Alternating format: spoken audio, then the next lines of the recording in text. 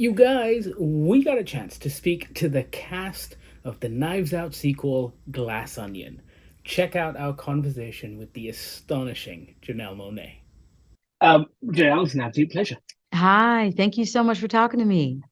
Only because you haven't heard it enough, you were absolutely astounding in this. Oh So, my goodness. congratulations. That means Um, the and, world. Thank you. and don't get me wrong, loved you in Hidden Figures, loved you in Antebellum, but this was just amazing. Oh, Um, thank you. Correct me if I'm wrong, but this would be the biggest thing you've done, right, as an actor. Ooh, I mean, listen, I will say I did get an opportunity to go to like a new level when it came to like the range and displaying the range. So many things I've wanted to do. And I have to just give a shout out to the Moonlights, the Hidden Figures, even the Antebellums, like all of those roles that I've done helped me prepare for this role. You're doing comedy, you're doing those deep emotional, Yeah, dramatic moments, you're doing action. Like I was doing everything that my heart wanted to do. This was honestly a dream role. fantastic. Like there's very little that I can actually talk to you about without spoiling anything. I But know. given the nature of this movie, and the fact that you were kind of shooting it in a bubble, how much of what was going on in the movie did you actually know? Is Ryan the kind of director that keeps stuff from you, or does he lay everything out for you? I mean, I just have to thank him for trusting me, enough to send me the full script months in advance. And after I read it, first of all, I was just honored to be sent anything from Rian Johnson. I've dreamt of working with him since I saw his film Looper. And Right, then of course. I went to go watch everything he had done after that. And I'd seen the first Knives Out installment. Daniel Craig, I was a fan of. I was like, oh my goodness, yes.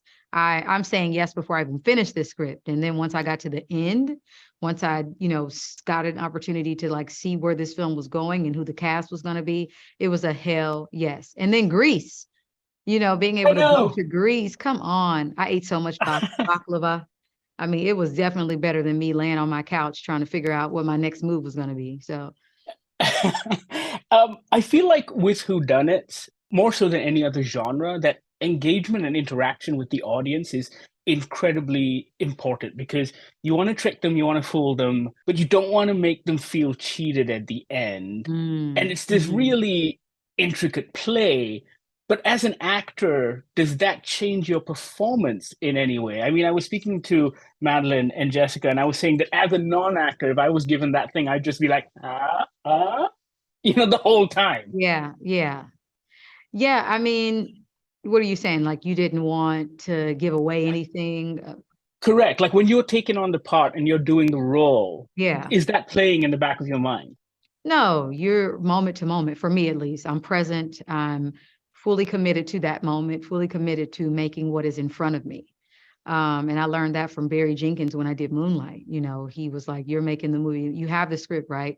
But we're making the movie in front of us. We're allowing for, Right. improv. We're allowing for new things to take this scene to the next level." And I think that's what I was more concerned about, is just staying present, and making sure that the presence and the spirit of Andy was what the audience was going to see, and not Janelle Monáe. Yeah. And we get that for sure. Thank Um, Tell me this. One of the themes of Knives Out, I mean, Rian Johnson, even with the last movie, he tells you a fun story, but he doesn't shy away from the kind of social messaging. And of course, with Knives Out and Glass Onion, there is this idea of dealing with tech bros and asshole billionaires and compromised politicians. you. And as an actor, when you take on a role such as this, does this inform the way you deal with these things in the real world in any way? Because obviously you're suddenly forced to reflect on these things on a different level. I mean, my job was to honor, those tech entrepreneurs or those women who are leading in the spaces where they're the minority and the majority. My character, Andy, is a tech entrepreneur, very smart, big ideas. She's though in an industry full of sharks, full of kind of cis heterosexual white men who are just kind of running Silicon Valley, and she also has to fight for ideas, and fight for what she's created. And I think she, as much as like that was her truth, she's also very complicated. I mean, she's still a wealthy person. There's a lot that goes on with, when you talk about classism and that whole world. And I think that one of the things that Rian has said is like, first and foremost, this is entertainment. We're here to entertain the audience. We're here to send them on a wild roller coaster ride, whodunit, film. And like Agatha Christie, I think he did modernize these characters. So you have the politician and the billionaire tech giant, and you have the tech entrepreneur who's smart. You have the scientists. You have these like social media. What do you call them? Social media influencers. Yeah, it's like so many different people that we all can say, okay, we know these folks. But yeah, I think it's just, him modernizing the story, but at the core of it, it's a fun, wild ride.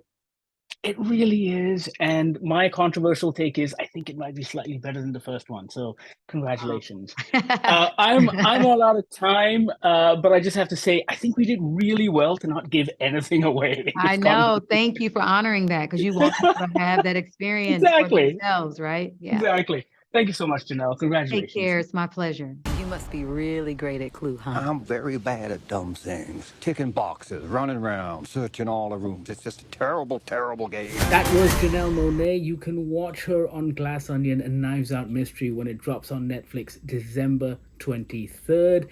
Catch the movie. Let us know what you think. We're pretty sure you won't be disappointed. Sound off in the comments below. Don't forget to check out our other interviews right here on YouTube. Tell your friends, tell your family, like, subscribe, share. You know what to do.